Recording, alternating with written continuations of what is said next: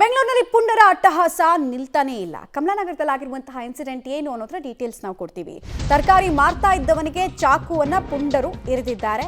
ಚಿರಂಜೀವಿ ಅನ್ನುವಂತಹ ವ್ಯಕ್ತಿನೇ ಚಾಕು ಇರಿತಕ್ಕೆ ಒಳಗಾದಂತಹ ವ್ಯಕ್ತಿ ಅನ್ನೋದು ಗೊತ್ತಾಗ್ತಾ ಇದೆ. ಬೆಂಗಳೂರಿನ ಕಮಲಾನಗರದಲ್ಲಿ ಆಗಿರುವಂತಹ ಇನ್ಸಿಡೆಂಟ್ ಇದು. ಅದು ಕೂಡ ತೀರಾ ಕ್ಷುಲ್ಲಕ ಕಾರಣಕ್ಕೆ ಚಿರಂಜೀವಿ 32 ವರ್ಷ ವಯಸ್ಸಿನ ವ್ಯಕ್ತಿಗೆ ಚಾಕುವನ್ನ ಇರಿದಿದ್ದಾರೆ ಕಿಡಿಗೇಡಿಗಳು. ಅತ್ತೆ ಮನೆಗೆ ಹೊಸತೊಡಕು ಮಾಂಸದ ಸಾರು ಕೊಡೋದಕ್ಕೆ ಚಿರಂಜೀವಿ ಹೋಗಿದ್ದಂತೆ. ಈ ವೇಳೆ ಬೈಕ್ನಲ್ಲಿ ಸ್ಪೀಡ್ ಆಗಿ ಪುಂಡರು ಹೋಗ್ತಾ ಇರ್ತಾರೆ. ಆಗ ಅವ್ರನ್ನ ನೋಡಿ ಹೇ ನಿಧಾನಕ್ಕೆ ನೋಡ್ಕೊಂಡು ಹೋಗಿ ಅಂತ ಚಿರಂಜೀವಿ ಹೇಳಿದ್ನಂತೆ. ಇಷ್ಟೇ ಆಗಿರೋದು. ಯಾರಿಗೆ ಆವಾಜ್ ಹಾಕ್ತೀಯ ಅಂತ ಕಿರಿಕ್ ತೆಗೆದು ಚಾಕುವನ್ನ ಇರದೇ ಬಿಟ್ಟಿದ್ದಾರೆ ಕಿಡಿಗೇಡಿಗಳು ಅನ್ನೋ ವಿಚಾರ. ಕೊಲೆ ಯತ್ನ ಕೇಸನ್ನು ದಾಖಲಿಸಬೇಕಾಗಿದ್ದ ಪೊಲೀಸರು ಹಲ್ಲೆ ಪ್ರಕರಣವನ್ನು ದಾಖಲಿಸ್ಕೊಂಡಿದ್ದಾರೆ. ಈ ಪೊಲೀಸರಿಗೆ ಅದು ಏನು ಬಂದಿದೆಯೋ ಏನೋ ಗೊತ್ತಿಲ್ಲ. ಬಸವೇಶ್ವರ ನಗರ ಪೊಲೀಸರು ಅವರ ನಿರ್ಲಕ್ಷ್ಯಕ್ಕೆ ವ್ಯಾಪಕ ಆಕ್ರೋಶ ವ್ಯಕ್ತ ಆಗ್ತಾ ಇದೆ. ಇದು ಹಲ್ಲೆನಾ? ಇದು ಕಣ್ಣುಗಳು ಹೋಗ್ಬಿಟ್ಟಿದೆಯಾ ಬಸವೇಶ್ವರ ನಗರ ಪೊಲೀಸರಿಗೆ ಅನ್ನೋದು ಪ್ರಶ್ನೆ. ಕಣ್ಣು ಎಲ್ಲಿಟ್ಕೊಂಡಿದ್ದಾರೆ ಅನ್ನೋದು ಪ್ರಶ್ನೆ. ಡೀಟೇಲ್ಸ್ ಕೊಡ್ತಾರೆ ಉಮೇಶ್, ನೇರ ಸಂಪರ್ಕದಲ್ಲಿ ಜಾಯ್ನ್ ಆಗ್ತಿದ್ದಾರೆ. ಉಮೇಶ್, ಹಲ್ಲೆಗೂ ಕೊಲೆ ಯತ್ನಕ್ಕೂ ಕನಿಷ್ಠ ವ್ಯತ್ಯಾಸಗಳು ಗೊತ್ತಿಲ್ಲದೆ ಇರೋರು ಅಲ್ಲಿ ಪೊಲೀಸರಾಗಿ ಕೆಲಸವನ್ನು ಮಾಡ್ತಾರದ? ರಜತ್ ಮತ್ತೆ ವಿನಯ್ನನ್ನ ಯಾವಾಗ ಮಿಡ್ ನೈಟಲ್ಲಿ ಇವ್ರು ಬಿಟ್ಟರು ಆವಾಗಲೇ ಅವ್ರು ಎಷ್ಟು ಅದ್ಭುತವಾಗಿ ಅಲ್ಲಿ ಕೆಲಸ ಮಾಡ್ತಾರೆ ಸ್ಟೇಷನ್ ಪೊಲೀಸರು ಅನ್ನೋದು ಗೊತ್ತಾಗಿತ್ತು ನಮಗೆ. ಇಲ್ಲೂ ಏನಕ್ಕೆ ಇಷ್ಟೊಂದು ಚಾಲಾಕಿತನ? ಏನಕ್ಕೆ ಆ ಪುಂಡರನ್ನ ರಕ್ಷಿಸೋ ಕೆಲಸ ಮಾಡ್ತಿರೋದು ಇವರು? ಅವರಿಂದ ಏನಾದರೂ ಮಾಮೂಲಿ ಇಸ್ಕೊಳ್ಳೋದ ಇವರು?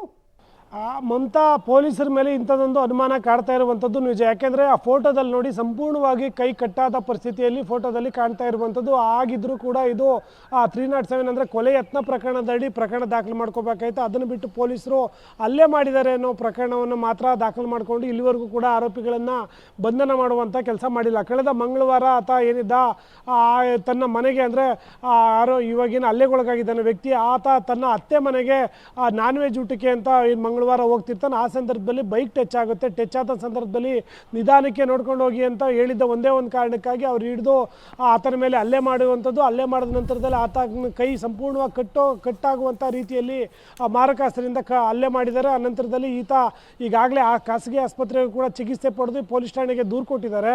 ದೂರು ಕೊಟ್ಟರೆ ಪೊಲೀಸರು ಕೊಲೆ ಯತ್ನ ಪ್ರಕರಣ ದಾಖಲು ಮಾಡ್ಕೊಳ್ಳದೇನೆ ಹಲ್ಲೆ ಯತ್ನ ಅಂತ ಮಾತ್ರ ದಾಖಲು ಮಾಡ್ಕೊಂಡಿದ್ದಾರೆ. ಮತ್ತು ಇಲ್ಲಿವರೆಗೂ ಕೂಡ ಆರೋಪಿಗಳು ಯಾರಿದ್ದಾರೆ ಹಲ್ಲೆ ಮಾಡಿದಂಥವ್ರು ಅವ್ರನ್ನ ಇಲ್ಲಿಯೂ ಕೂಡ ಬಂಧನ ಮಾಡುವಂಥ ಕೆಲಸ ಕೂಡ ಮಾಡಿಲ್ಲ.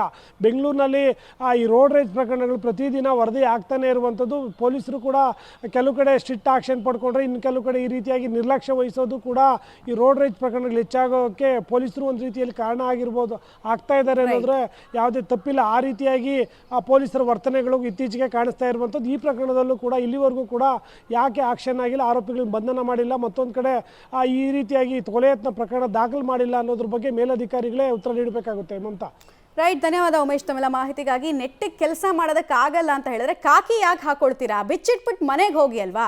ನಿಮಗೆ ಮಾಮೂಲಿ ಬೇಕಾ? ಸರ್ಕಾರದಿಂದ ಸಂಬಳ ಸಿಗ್ತಿದೆ ತಾನೆ, ನಿಯತ್ತಾಗಿ ಕಾನೂನು ಸುವ್ಯವಸ್ಥೆ ನೋಡ್ಕೊಳ್ಳಿ.